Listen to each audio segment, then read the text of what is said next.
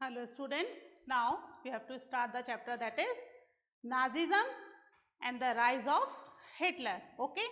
तो last lecture में हमने देखा था कि किस तरीके से नाजीज ने जर्मनी में लाखों लोगों को मार दिया, है ना?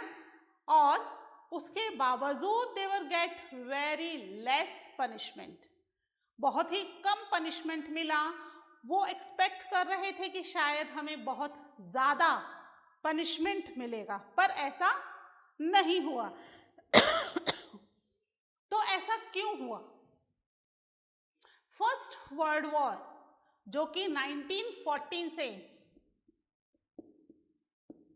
1918 तक चला था, ठीक है, it was first world war, है ना?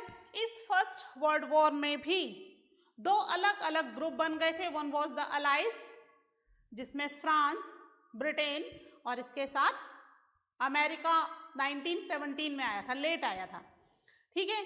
और दूसरी तरफ थे जर्मनी, ऑटोमन टर्की, ठीक है, इस तरह की कुछ बड़ी कंट्रीज। और नतीजा ये हो रहा था कि ब्रिटेन और फ्रांस हार रहे थे,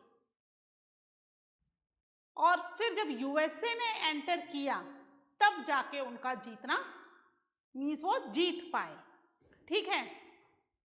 तो जब वो जीत गए, एलाइज पावर जीत गई, तो यहां पर उसने उनके ऊपर वॉर का पूरा गिल्ट उन्होंने सेंट्रल पावर के ऊपर थोप दिया कि भाई जस्ट बिकॉज ऑफ यू ये इतनी लंबी वॉर हुई है। और इस वार में this was the first time in the history कि इतना लंबा टाइम तक कोई वॉर चला। बहुत लंबा टाइम होता है 4 साल। Then when they started this war they thought कि भाई ये कुछ दिनों में खत्म हो जाएगा, फिर कुछ दिनों से लगा शायद हफ्तों में, हफ्तों से लगा कुछ महीनों में, इस क्रिसमस तक खत्म हो जाएगा, अगले क्रिसमस तक खत्म हो जाएगा। करते करते ये वॉर जो है काफी लंबा चल गया। इतना लंबा इससे पहले तक कोई वॉर नहीं हुआ था। और इतने लंबे चलने वाले वॉर में सोचो कितने लोग मारे गए होंगे। लाखों करोड़ों लोग इसके अंदर मारे गए, साथ ही बहुत ज्यादा प्रॉपर्टी का और रिसोर्सेस का नुकसान हुआ, वो अलग, ठीक है। तो यहां पर हम पढ़ रहे हैं अबाउट द जर्मनी। जर्मनी में इस वर्ल्ड वॉर के समय तक इंपीरियल पावर थी। इंपीरियल पावर मतलब शाही रूल, राजा का रूल था, ठीक है। और जैसे जैसे अधिकतर कंट्रीज डेमोक्रेटिक होती जा रही थी, तो यहां पर भी एक रिपब्लिक आइडिया जो था वो बनना शुरू हुआ, ठीक है। तो यहां पर हुआ बर्थ ऑफ वेमार रिपब्लिक, ठीक है। वाइमर रिपब्लिक या इसको वीमार रिपब्लिक बोलते हैं, ठीक है। तो इसका बर्थ हुआ, है ना। इंपीरियल पावर जो थी उसका रूल अब खत्म होने लग गया, ठीक है। सेकेंड वर्ल्ड वॉर खत्म होते होते यहाँ पर एक मीटिंग हुई, जगह थी वेमार, यहाँ पर एक मीटिंग हुई, जितने भी पॉलिटिकल लीडर्स थे वो वहाँ पर मिले, एंड दे डिसाइड कि कंट्री को एक रिपब्लिक कंट्री बनाना है। और फिर उन्होंने एक जर्मन पार्लियामेंट बनाई राइक्सटैग नाम से, ठीक है, जिसके अंदर all people will get the equal rights and universal adult franchise के थ्रू गवर्नमेंट चूज की जाएगी, है ना। अब यूनिवर्सल अडल्ट फ्रेंचाइज में इंक्लूडिंग द वुमेन ऑल्सो, है ना। उस समय काफी ज्यादा इस विषय पर डिस्कशन डिबेट चल रहा था कि वुमेन को वोटिंग राइट दिया जाना भी चाहिए कि नहीं, है ना। हमने सोशलिज्म वाले चैप्टर में पढ़ा था कि क्या चल रहा था यूरोप में, कि women were the subject of the politics और नॉट, है ना। उन्हें तो घर में ही कन्फाइंड कर दो, उनको नहीं दिया जाना चाहिए कोई भी वोटिंग राइट। लेकिन यहाँ पर जर्मनी जैसे ही रिपब्लिक हुआ, यहाँ पर यूनिवर्सल अडल्ट फ्रेंचाइज कर दिया गया, यानी everyone will get the right to vote including women. ठीक है, तो अब यहाँ पर एक नई पार्लियामेंट बनी है, नई एक डेमोक्रेटिक गवर्नमेंट बनी है। वॉर किया था इंपीरियल पावर ने, है ना, जब वॉर शुरू हुआ 1914 में, तो it was decided by the imperial power to participate in war और नॉट, तो उन्होंने पार्टिसिपेट किया।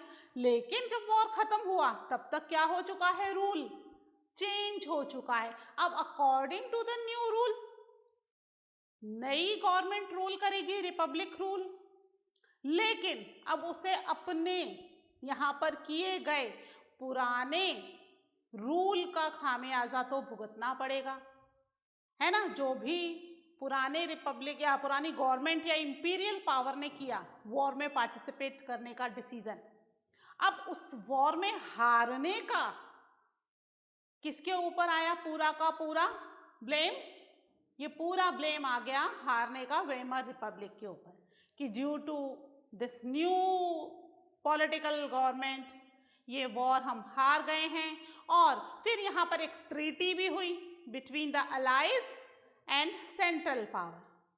Germany was the part of the central power, तो उसके साथ भी एक ट्रीटी हुई, जिसकी वजह से जर्मनी ने बहुत ही ज़्यादा ह्यूमिलिएटिंग फील किया, क्योंकि ये ट्रीटी थी वो बहुत ज़्यादा ह्यूमिलिएटिंग थी। फर्स्ट वर्ल्ड वॉर की बात कर रहे हैं हम, है ना। सेकेंड वर्ल्ड वॉर के बाद इसीलिए वो लोग काफ़ी हद तक शांत हो गए अलाइज पावर, क्योंकि फर्स्ट वर्ल्ड वॉर में जो उन्होंने किया उससे जर्मनी इतना ज़्यादा वीक हो गया और इतना ज़्यादा उसको इंसल्टिंग फील हुआ कि वहाँ पर हिटलर का राइज हुआ और हिटलर का सपोर्ट करने वाले बहुत सारे व्यक्ति बन गए, है ना। एक अकेला हिटलर कुछ नहीं कर पाता, बट उसकी पूरी टीम बन गई, यानी वो सब लोग they were hurt by the treaty which was done after the first world war. ठीक है, तो इसके थोड़े से नोट्स अपन लिख लेते हैं। आप अपनी फटाफट से नोटबुक निकाल लीजिए, बुक भी निकाल लीजिए, है ना, बुक इज कंपल्सरी, है ना। बुक ओपन करके रख लीजिए, इसमें नोटबुक निकाल लीजिए, पेन अपने हाथ में ले लीजिए। ठीक है, चलिए, तो I will dictate the points. लिखिए first point, German fought the first world war, bracket में आप टाइम पीरियड लिख दीजिएगा फर्स्ट वर्ल्ड वॉर का, है ना, 1914 टू 1918। ठीक है, German fought the first world war 1914 to 1918 alongside to Austrian Empire, alongside to Austrian Empire and against the Allies। ठीक है, ब्रैकेट करके अलाइज की कंट्रीज लिखिए, England, France and Russia. First world war, England, France and Russia, ये allies countries हैं। ठीक है, अब ये जो है जर्मनी ऑस्ट्रियन पावर के अगेंस्ट, यहां पर ऑस्ट्रिया और Germany,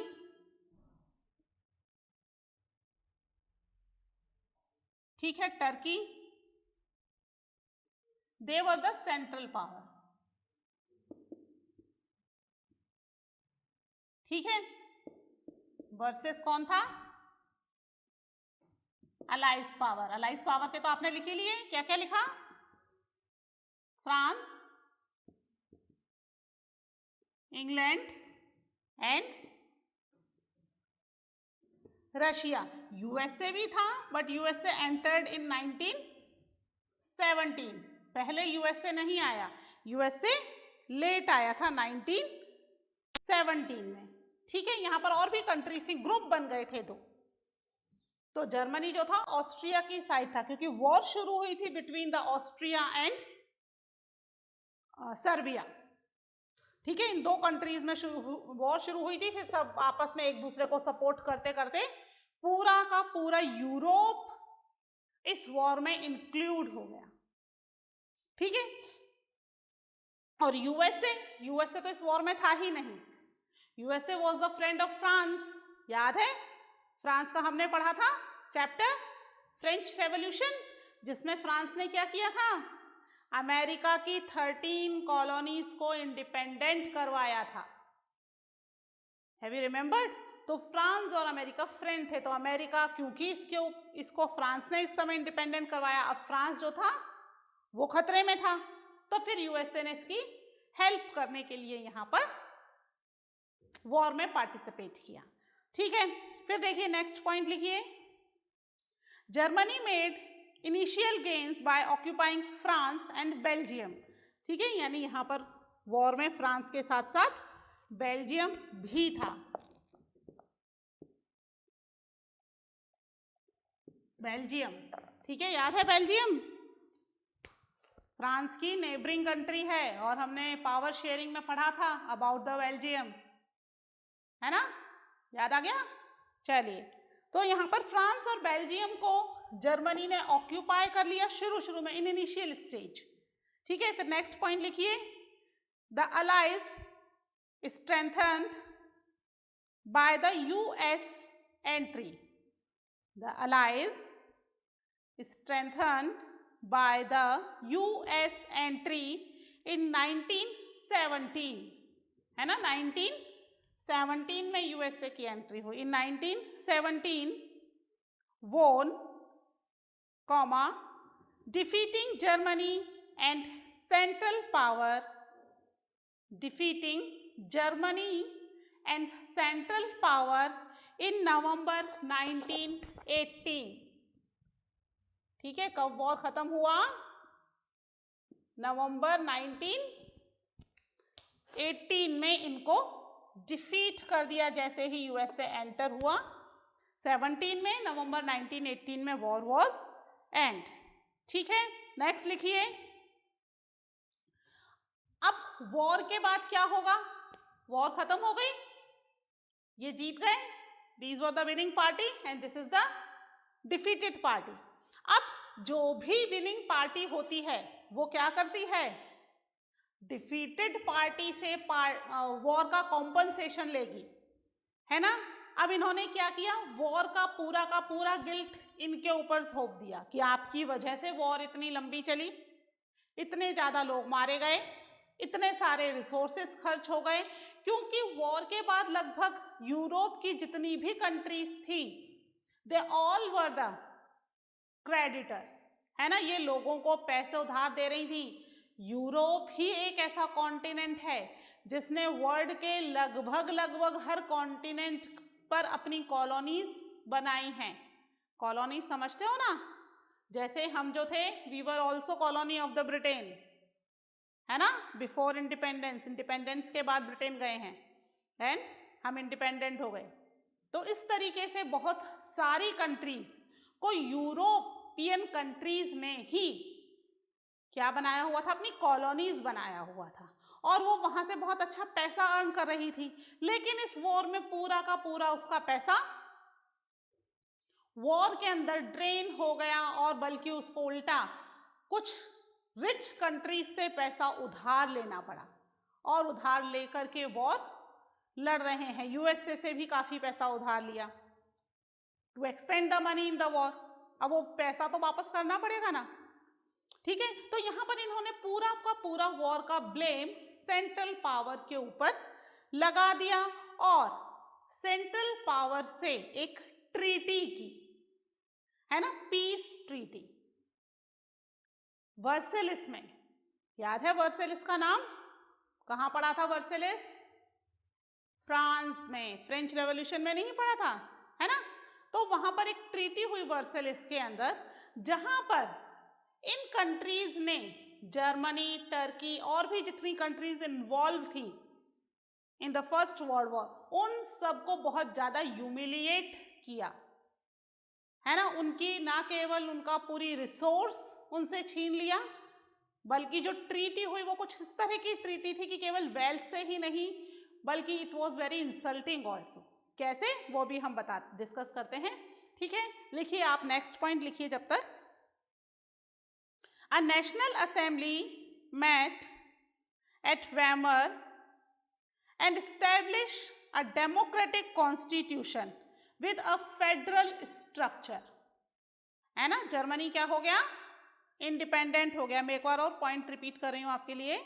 a national assembly met at Weimar, जगह का नाम है बेटा Weimar, at and established a democratic constitution with a federal structure। ठीक है, फेडरल स्ट्रक्चर आपको पता ही है, जिसमें पावर क्या होती है, पावर शेयर की जाती है ना, नीचे के ऑर्गन्स के साथ पावर का शेयरिंग होता है, पावर का डिस्ट्रीब्यूशन हो जाता है। तो प्रॉपर तरीके से यहाँ पर एक डेमोक्रेटिक गवर्नमेंट बनी, डेमोक्रेटिक कॉन्स्टिट्यूशन बना, and accordingly they share the power also। ठीक है, इसके बाद क्या हुआ नेक्स्ट लिखिए, deputies were now elected, deputies were now elected to the German parliament और राइक्सटैग। ठीक है, ये जर्मन पार्लियामेंट का नाम है राइक्सटैग। मैं यहाँ पे लिख देती हूँ इसकी स्पेलिंग।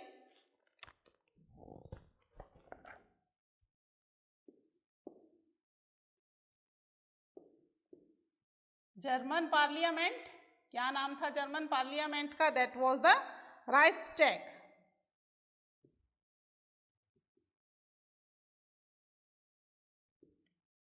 ठीक है, this is the name of German parliament. कई बार ये क्वेश्चन आता है एग्जाम में, ठीक है, कि जर्मन पार्लियामेंट का नाम बताइए, है ना। तो ये जर्मन पार्लियामेंट का नाम है। कई बार बच्चे वेमर रिपब्लिक ही लिख देते हैं। वेमर रिपब्लिक इज द नाम, name of the German parliament. Weimar republic तो रिपब्लिक है। वेमर में क्या हुई थी, इनकी मीटिंग हुई थी, where they decided to become a republican country, है ना, डेमोक्रेटिक कंट्री होना डिसाइड हुआ, and then they form a parliament. ठीक है, उसके बाद पार्लियामेंट बनी और इसका नाम राइक्सटैग रखा गया है ना। आपको नेक्स्ट ईयर इसके बारे में 10th क्लास में आप थोड़ा सा और डिटेल में पढ़ोगे कि राइक्सटैग क्यों रखा गया। ठीक है, चलिए आगे लिखिए, इसी में ही कंटिन्यू कीजिए। Reichstag on the basis of equal and universal votes.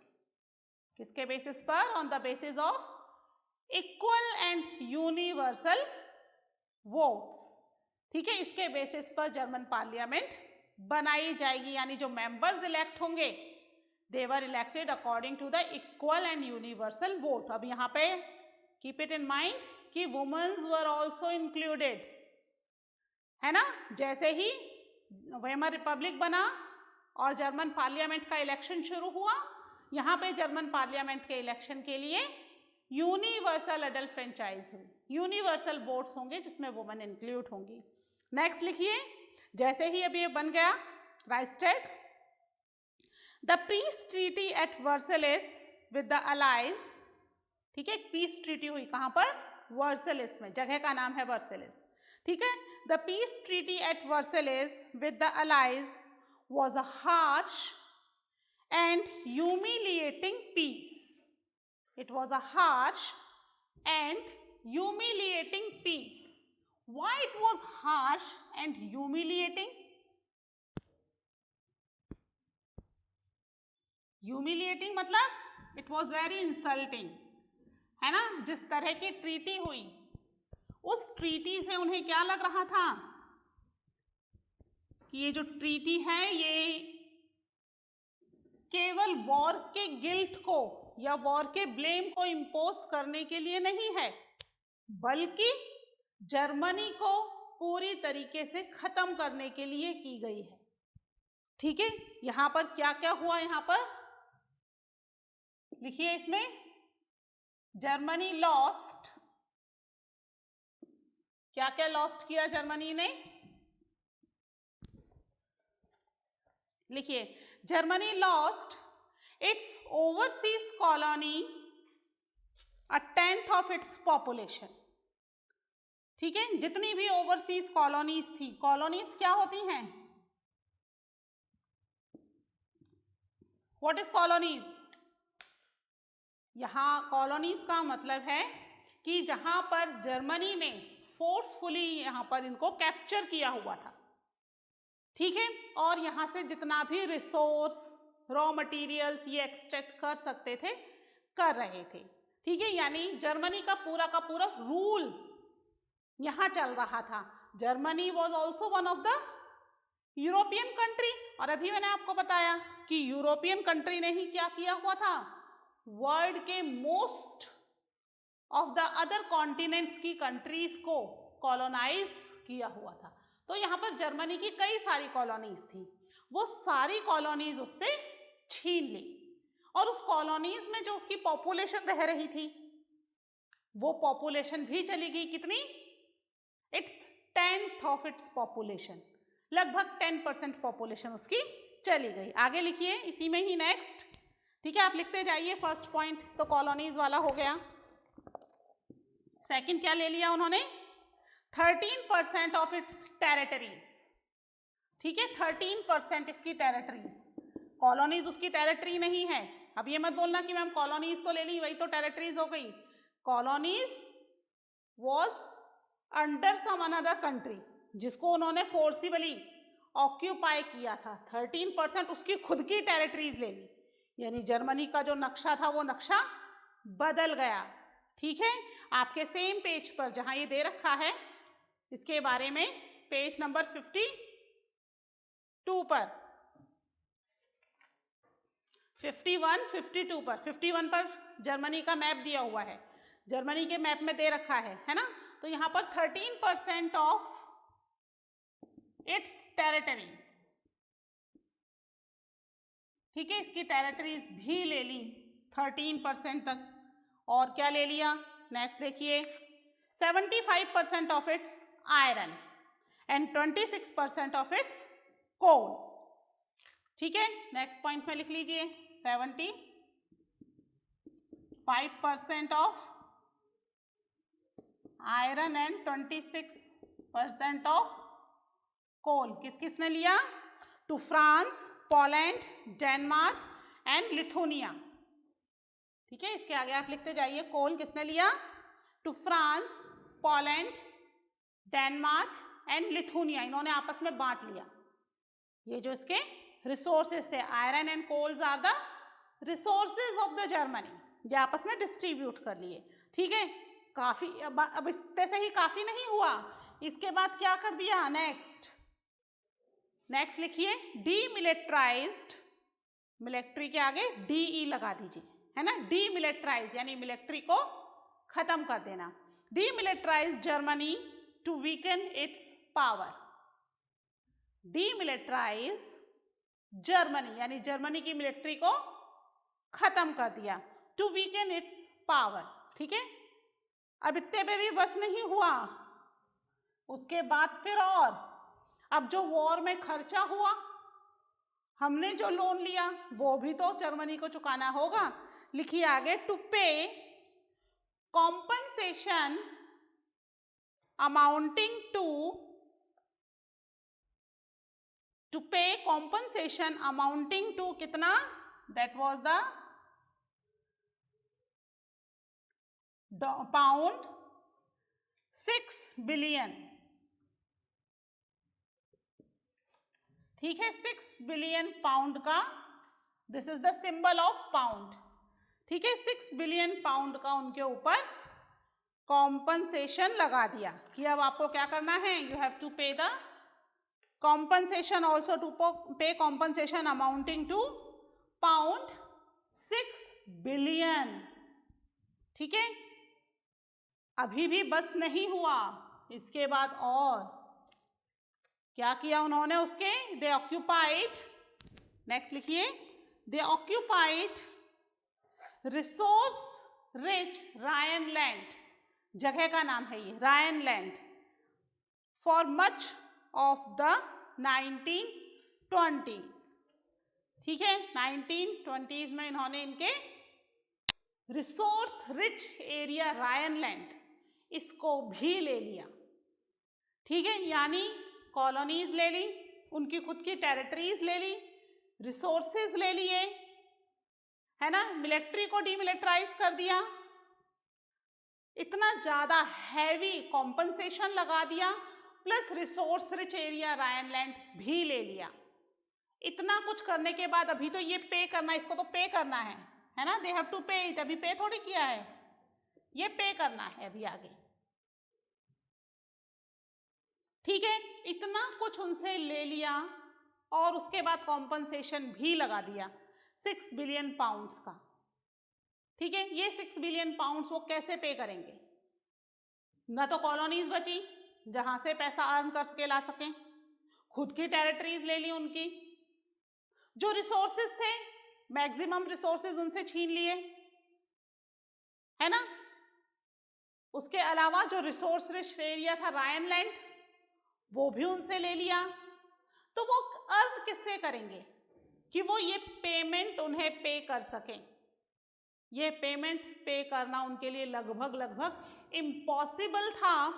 और इस सारी ट्रीटी को किस तरीके से देखा जा रहा था कि भाई ये सब कौन कर रहा है? वेमर रिपब्लिक कर रही है। Because of the Weimar Republic इतनी ह्यूमिलिएटिंग ट्रीटी को एक्सेप्ट करना पड़ रहा है। और वेमर रिपब्लिक की कंडीशन ये थी कि दे वर फोर्स्ड, उन्होंने अपनी इच्छा से इस ट्रीटी को एक्सेप्ट नहीं किया, है ना। ये तो it was a new born Republic, नई अभी बनी है। जो पुराना कुछ हुआ उसका पूरा का पूरा ब्लेम इस नई बनी हुई वेमर रिपब्लिक के ऊपर लग गया कि भाई just because of this Weimar Republic, because they signed this treaty, है ना, ये ट्रीटी में साइन किया उन्होंने इन सब के बारे में।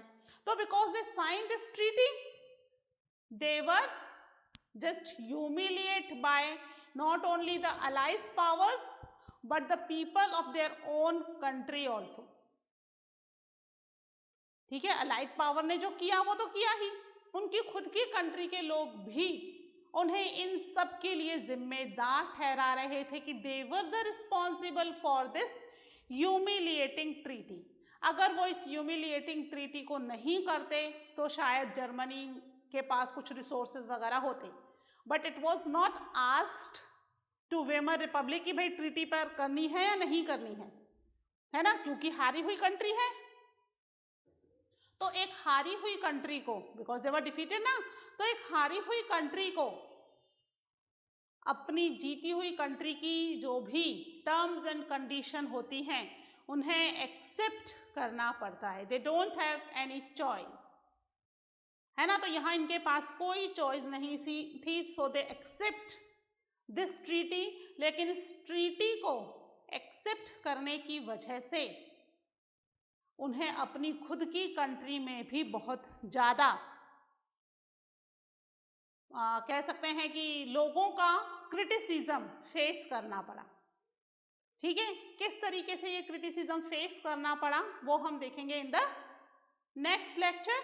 ठीक है, आप इसको एक बार बुक में से अच्छे से रीड कर लीजिएगा, प्रॉपर नोट्स बना लीजिएगा। अगर कुछ छूट गया है तो वीडियो को पॉज करके या रिमाइंड करके आप प्रॉपर नोट्स बनाते जाइएगा। ठीक है, इसके आगे हम मिलते हैं इन द नेक्स्ट लेक्चर। ठीक है, till then take care, bye.